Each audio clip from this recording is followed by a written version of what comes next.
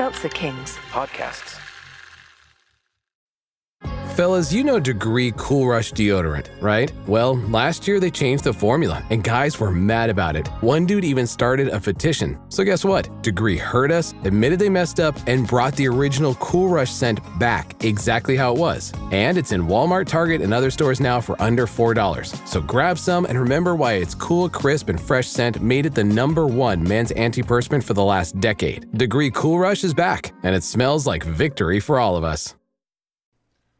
Oh, come on, Gavin. You're fooling yourself if you don't think the Queen was looking at Bill Clinton going, gonna break me off a piece of that ass.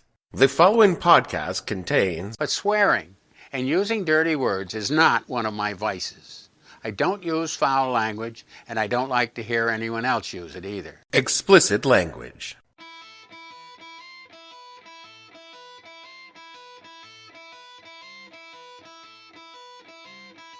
Hello and welcome to the podcast that asks a simple question. When you decided you wanted to be president knowing damn well you can't keep it in your pants, what the hell were you thinking? I'm your host, Dave Bledsoe, and this is episode number 456, Stand By Your Man edition of the show. It's part 4 of Summer Series 2024 and part 1 of a two-parter where we talk about the life and loves of the horniest president since Chester A. Arthur, William Jefferson Clinton. Stay tuned.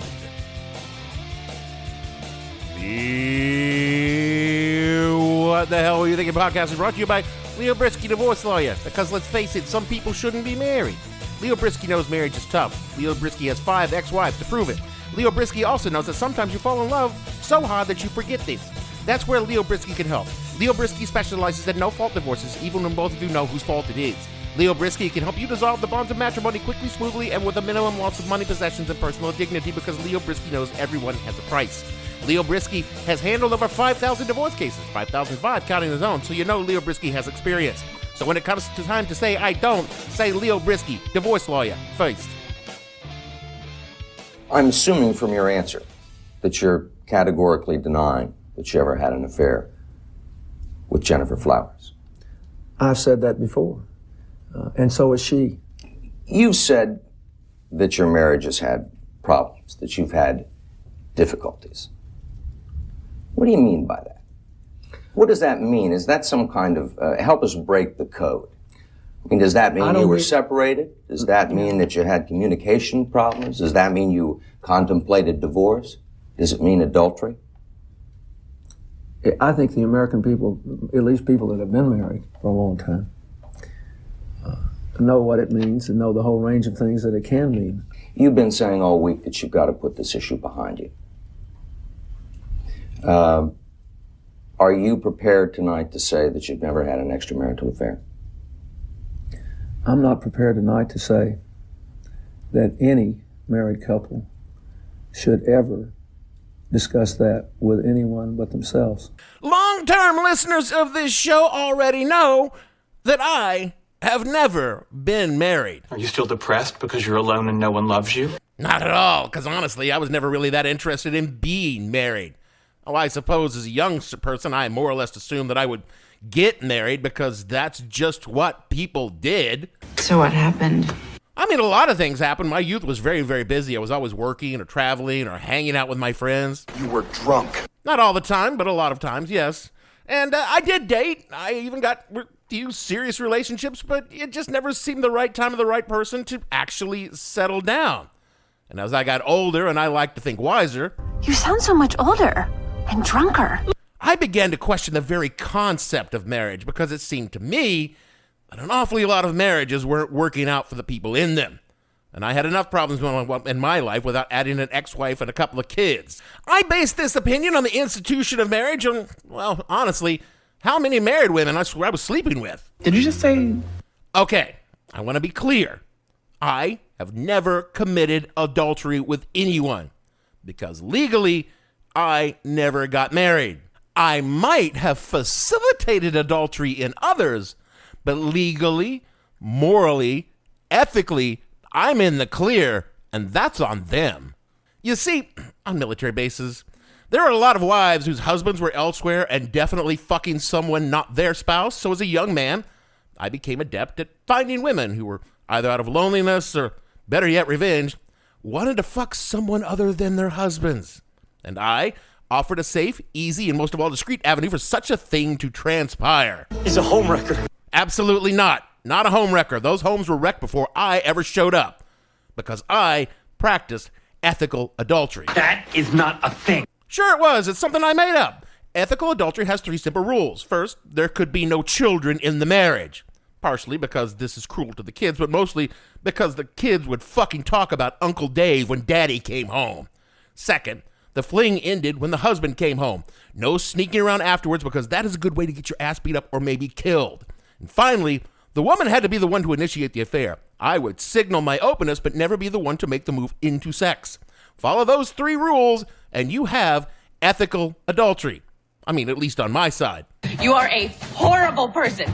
I wasn't the one cheating on their spouse. Speaking of cheating on one's spouse, let me introduce our topic for the last 2 episodes of Summer Series 2024.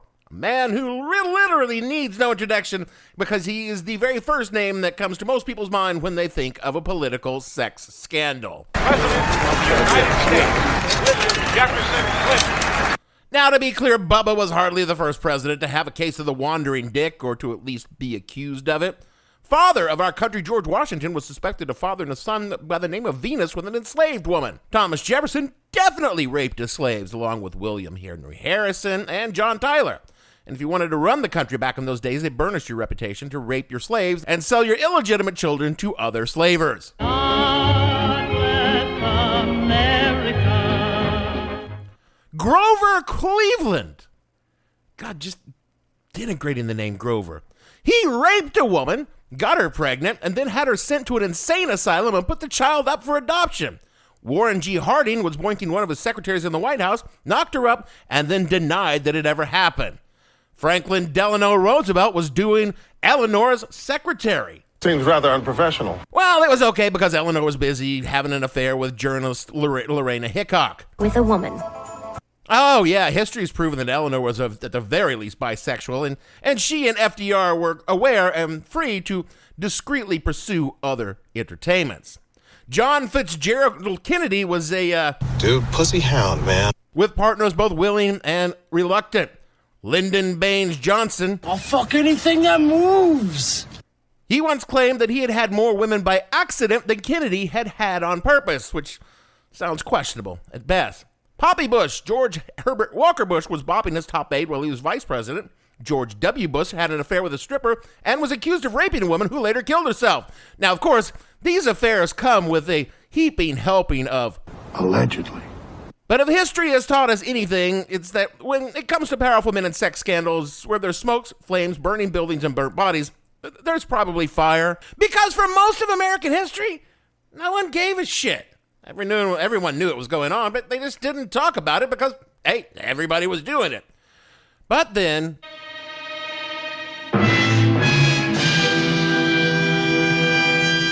one guy came along and fucked it up for everyone.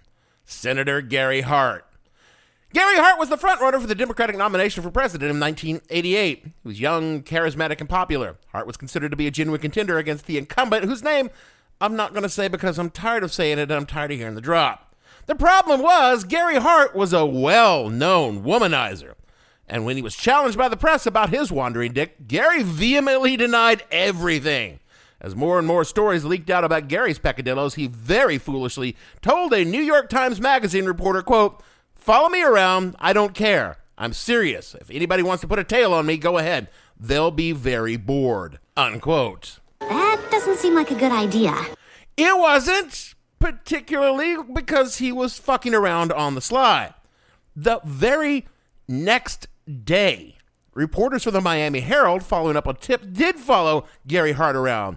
They followed him to a yacht by the name of Monkey Business, where they took photographs of Gary Hart and a young, attractive woman by the name of Donna Rice being very friendly on the deck of said yacht.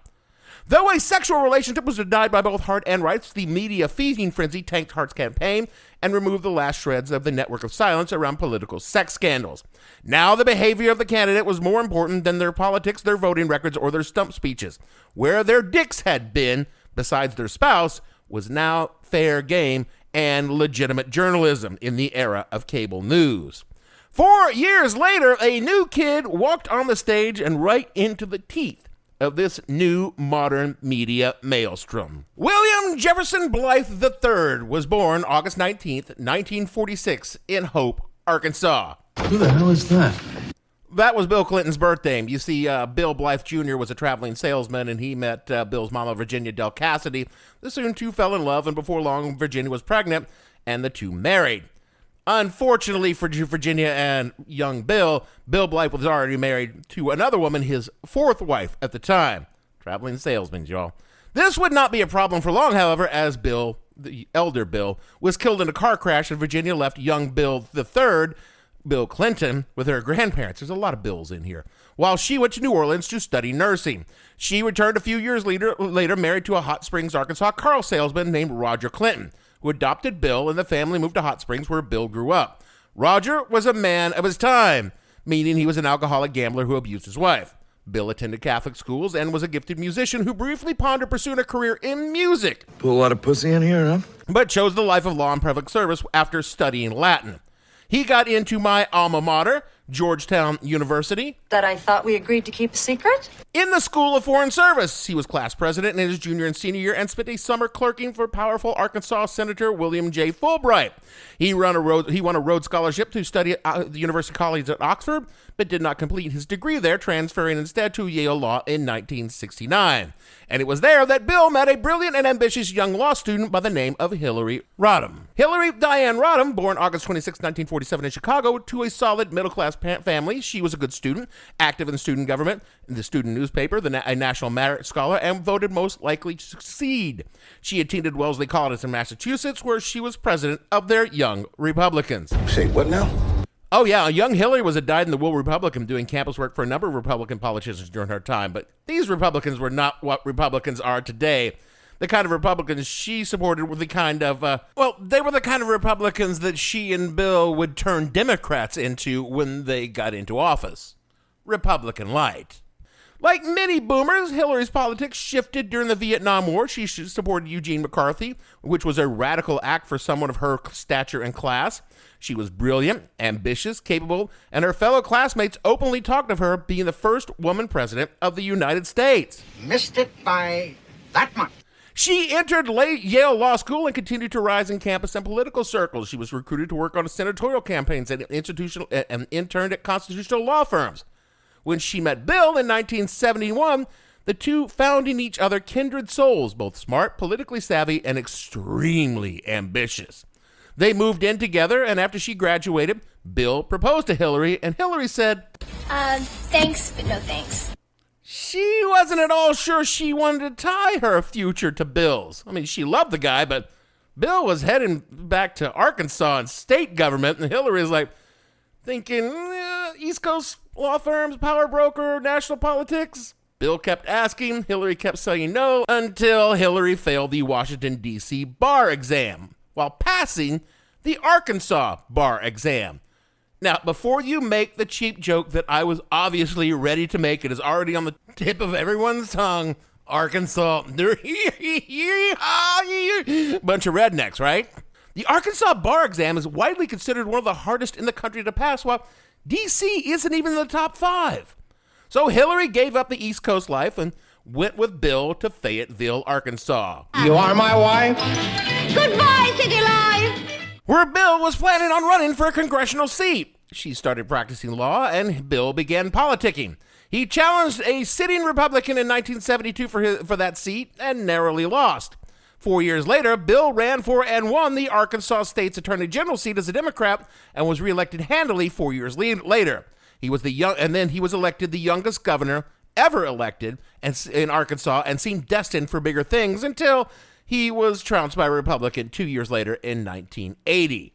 But then he was reelected in 1982 because the terms were only 2 years at the time for governor. It's a fucking stupid story. Arkansas has always been messed up. Bill's second stint as governor was long and highly successful. He was a rising star on the Democratic Party and delivered the first night address at the 88 Democratic National Convention, where Dukakis was nominated. It was here that Bill set the stage for his run in 92. He presented his moderate credentials and called for the party to tack to the right in their policies and generally annoyed a lot of people by going on twice as long as he was supposed to for the night. The message that the astute observer came away from Bill's address was, He's running. But Arkansas Bill had a quiet reputation. Well, he does like the ladies. The Arkansas state troopers who acted as Clinton's bodyguards and drivers had stories about him, which came to light after he was in the White House. From a 1993 LA Times article, quote, the troopers also shielded his infidelities, they allege, from his wife, Hillary Rodham Clinton, as well as the public. It was that part, the troopers said, that they came to resent, along with what they regarded as an increasingly cavalier way Clinton began to treat them. The troopers said they were often called on to act as intermediaries to arrange and conceal his extramarital encounters. They say they were frequently picked up and delivered gifts from Clinton to various women and often drove Clinton in his state limousine to meetings with women. We were more than bodyguards. We had to lie, cheat, and cover up for that man, said Larry G. Patterson, a 26-year veteran state trooper who spent 5 years on Clinton's security unit, unquote. Bill, Bubby, if you have people that are charged with protecting you and keeping your secrets, and you want them to keep your secrets, buy the guys some fucking donuts once in a while. Give them a pizza party. Slip them a fucking fifth of scotch in the Christmas stocking. Do not treat them like shit. Otherwise, they're going to talk. There were credibilities with the issue of the troopers. The original reporting came from a very right-wing magazine, and the Clintons, of course, denied everything, claiming the troopers had demanded federal jobs that they didn't get, which is why they were lying now. However, I think we all know they were telling at least some of the truth. And then there was Juanita. Bill met Juanita when he was still Attorney General in 1978 when she was working as a nursing home supervisor. Her story is that she was charmed by Clinton, which was a very common reaction, and she told him she would like to volunteer to work on his re-election campaign, and Bill said, why don't you stop on by my campaign office? Which she did. This is her story from a 1999 article in the New York Times. Quote, she attended a conference in Little Rock a few weeks later with her friend and employee, Norma Rogers, then the director of the nursing home, Miss Broderick's nursing home. She telephoned Mr. Clinton, she said, and agreed to meet with him in a coffee shop. But when he phoned back, he said that he wanted to warn some reporters and suggested meeting in her room. Shortly after he arrived, she said Mr. Clinton moved close to her and tried to kiss her, succeeding only in biting her upper lip hard. Then, she said, he forced her down on the bed and had intercourse with her. I was so totally surprised, totally shocked, she said. Afterward, she said, he got up from the bed, put on his sunglasses, and while walking to the door, he said, you better put some ice on that, referring to her bruised and bitten lip, and then he left, unquote.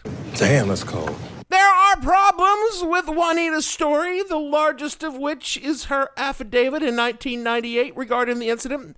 This was reported in the Washington Post, quote, during the 1992 presidential campaign, there were unfounded rumors and stories circulated that Mr. Clinton had made unwelcome sexual advances toward me in the late 70s. Newspaper and tabloids reporters hounded me and my family seeking corroboration of these tales. I repeatedly denied the allegations and requested that my family's privacy be respected.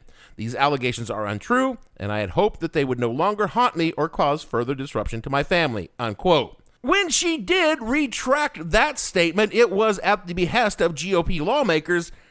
That, combined with Juanita's support of Donald Trump, would make it easy to dismiss her story entirely. However, an examination of the claims in a post-Me Too world lends credence to Juanita's story, and victims should be believed when they tell you something happened.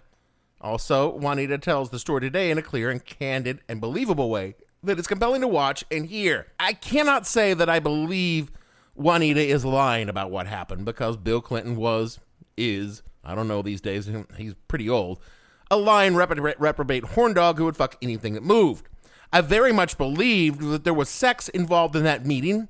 I believe that sex was coerced, but I'm also saying that after decades of right-wing propaganda about Bill Clinton, of whom I am no fan, that propaganda might have colored Juanita's recollection of the event. Diplomatic as ever. And I think I'm going to leave that as my final word on this topic. On less problematic notes, at least for me, there was Elizabeth Grayson, a Miss Arkansas and Miss America winner, an actress, a model, and one of the many women Bill Clinton had an affair with in 1983. Then there was Sally Perdue, another Miss Arkansas, who also had an affair with Clinton in 1983. There was Dolly Kyle Browning, who was a high school friend of Clinton, who said they had an on-again, off-again friend from the mid-'70s into the early 1990s. He's a busy man. And finally, we come to Jennifer with a G, Flowers. Jennifer was an actress, model, singer, TV host, and thanks to Bill, an Arkansas State employee. She and Bill met in 1977, and they started fucking right away. Again, women were into Bill Clinton. So fuckable. This is from her deposition in a later lawsuit, again from the Washington Post. Quote, I returned to Little Rock in the mid-1980s. We discussed my return to Little Rock, and he indicated that he wanted to see me and continue our personal relationship. He encouraged me to come back and advised me to move into Quapaw Towers, a high-rise apartment building located in Little Rock. He told me that he had AIDS in the building and that it wouldn't be so noticeable for him to come to that building to visit me. On several occasions, I discussed with Bill Clinton the subject of inquiries made by the media about our relationship. He told me to continue to deny our relationship and that if we stick together, everything would be okay. In one conversation, which occurred while Bill Clinton was running for the Democratic presidential nomination in 1991, we were discussing media coverage with Larry Nichols' lawsuit and the women who were alleged in the complaint in that lawsuit to have had affairs with Bill Clinton. In that context, he said, if all the people who are involved in the lawsuit deny it, that's all I mean. I expect them to look into it and to interview and everything, but, I just think everybody's on record denied it. You got no problem, unquote. I mean, naturally, the Clintons denied all of this during the campaign. Bill and Hillary together maintained lockstep that Bill was not an inveterate horn dog, and even if he were, well, that was just a private matter between the two of them. Which, okay, yes, that's true. This resulted in one of the most defining moments of the 92 campaign, which had a bigger impact on Hillary than it did on Bill. I think most Americans would agree that it's very admirable that you have stayed together, that you've worked your problems out, that you seem to have reached some sort of an understanding and an arrangement. Wait a minute. Wait a minute. You're looking at two people who love each other. This is not an arrangement or an understanding. This is a marriage. That's a very different thing. You know, I'm not sitting here as some little woman standing by my man like Tammy Wynette. I'm sitting here because I love him and I respect him and I honor what he's been through and what we've been through together. And if that's not enough for people, then heck, don't vote for him. Oh yeah, Hillary had a Southern accent. A noticeably fake Southern accent, speaking as a Southerner, when they were running in 92, which conveniently just disappeared after they got elected. Now, after that report on 60 Minutes, the very next day, Jennifer Flowers had a press conference, and... Lordy, I hope there are tapes. Pod friends, there were tapes. Well, to be real honest with you, I'm not completely surprised. I didn't think it would start this quickly. But I think, Bill, you're being naive if you think that these other shows, like Current Affair and, what are some of the others? I thought they'd... Hard Copy. I thought they'd look into it. But, I just think a crazy person like Larry Nichols is not enough to get a story on the television with names in it. Right. Well, he better not get on there and start naming names. Well, I mean, all the people who are named denied. That's all. I mean, I expect them to come look into it and interview you and everything. But I just think that if everybody's on record denying it, you got no problem. But pod friends, none of this really seemed to matter to the voters because Bill Clinton's charm and George H.W. Bush's unpopularity, along with the will he, won't he campaign of Ross Perot, fragmented the electorate and let Clinton deliver an electoral ass-whipping, winning the popular vote by 5 million votes in the Electoral College 370 to 168. And in 1993, Bill Clinton was sworn in as the 42nd president of the United States. That's when the cannibalism started. A little over a year into Bill's first term, amid swirling controversies and accusations of all kinds of shit by right-wing media and the GOP, a woman by the name of Paula Jones, an Arkansas state civil servant, filed a lawsuit against William Jefferson Clinton, stating that while she was working at a 1991 conference in Little Rock, she was approached by a state trooper in plain clothes who asked if she would like to meet the governor. She agreed and was escorted to Clinton's suite in the hotel where the conference was taking place. This is from her deposition as recorded in the Washington Post. All the depositions I've quoted come from this lawsuit. Quote, "When I arrived at the suite, the door was slightly ajar. I knocked on the door frame and Mr. Clinton answered. I went into the suite, and while Trooper Ferguson remained outside, Mr. Clinton shook my hand, invited me in, and closed the door. Mr. Clinton then unexpectedly reached over to me, took my hand, and pulled me toward him so that our bodies were close and touched each other. I removed my hand from his and retreated several feet. Mr. Clinton approached me again and saying, I love the way your hair flows down your back, and I love your curves. While saying these things, Mr. Clinton put his hand on my leg and started sliding his hand towards my pelvic area. I did not consent to him doing this. He also bent down to kiss me on the neck, but I would not let him do so. I exclaimed, What are you doing? And escaped from him. Mr. Clinton's reach while walking away from him. I was extremely upset and confused. I did not know what to do. I tried to distract Mr. Clinton by asking about his wife and her activities, and I sat down at the end of the sofa nearest the door.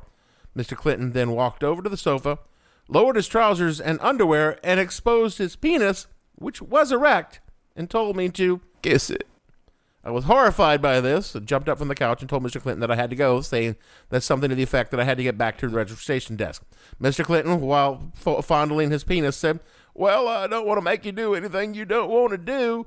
Mr. Clinton then stood up, pulled up his pants, and said, If you get into trouble for leaving work, have Dave call me immediately and I'll take care of it. And as I left the room, Mr. Clinton detained me momentarily, looked sternly at me and said, You're smart. Let's keep this between ourselves. Unquote. The Paula Jones lawsuit made headlines, but it struggled in courts. It was dismissed by the trial judge, appealed, and found itself before the Supreme Court, which ruled that a sitting president could be civilly sued for actions prior to becoming president. Oh, poor Bill. If only attempting to rape Paula Jones while he was president, that would have been an official act and it would have been fine. The case went through numerous lawyers, fell into the hands of right-wing lawyers who were more interested in stirring the ship than pursuing the case, and was eventually settled out of court for $850,000 in 1998. But the impact of Paula Jones' lawsuit was much bigger than either Paula or Bill could have ever imagined, because the independent counsel looking into all of the alleged Clinton scandals and finding nothing, Kenneth Starr, took a look at this case and decided, why not? Fuck it. Because he wasn't getting anywhere with his non-existent crimes, why not make a crime out of Bill Clinton's lies, evasions, and bullshittery? So he started digging, and before long, he found yet another case where Bill Clinton's wandering dick was going to get him into trouble. And that is where we will pick up next week for the finale of Bill Clinton Part 2 and Summer Series 2024. Let's talk about sex scandals. ChatGPT Plus is free for college students through May. Here's the thing. You've got a lot to do between now and then. Studying for finals, writing papers, trying to keep your life on track. And ChatGPT can help with all of it. It can quiz you for your econ exam, make a study guide from your French notes, plan out your meals and study breaks. It can get really specific on how you like to learn. It can even help you come up with ways to stop procrastinating. So from now until summer break, take advantage of all the ways ChatGPT can make your life easier. Restrictions apply. Parents of tweens, if you're familiar with far-off drop-offs... Dad, stop, right here. Or get DMs about what's for dinner, you may be experiencing tween milestones. For your son or daughter, these can start at age 9. HPV vaccination, a type of cancer prevention against certain HPV-related cancers, can start then too. For most, HPV clears on its own. But for those who don't clear the virus, it can cause certain cancers later in life. Embrace this phase. Help protect them in the next. Ask their doctor today about HPV vaccination. Brought to you by Merck. That is it for the show this week. Oh, this is the big one. The defining moment of 90s politics. And as you can see, I'm treating it with the dignity and respect that it deserves. I also understand that some of you might have opinions about, honestly, my opinions when it comes to the bonds of holy matrimony, which I say, relax, it's a comedy show, and I don't do that kind of thing anymore, as far as anybody knows. So come back next week where we all know where this is going. What you're not going to see next week is me shitting on Monica Lewinsky in any way, because I did a lot of that back in the 90s and I'm ashamed of it now. Getting a lot of respect for her, and I think it will show next week. If you'd like to give a little respect to Monica, rate and review us so other people can find the show and wonder, if I slept with their wives back in the 90s, And that's an answer that I can only say, Probably not, but maybe. if you would like to give us $1 to help fund our legal fees for actions committed by me 30 years ago, hit us up at patreon.com/whatthehellpodcast. Do all the things Jeremy tells you to do in the closing, otherwise he will have no other choice than to appoint an independent counsel to look into all the allegations of my misconduct. And so for me, Dave, sometimes it's hard to be a woman given your love to just one man. Bledsoe, producer. But if you love him, you'll forgive him, even though he's hard to understand. Gavin and all the fictional mistresses of Bill Clinton on the show, we want to say, stand by your man and show the world that you love him. Keep giving him all the love that you can, particularly if, he's running for president. And we'll see you all next week. But if you love him, you'll forgive him. Even though he's hard to understand.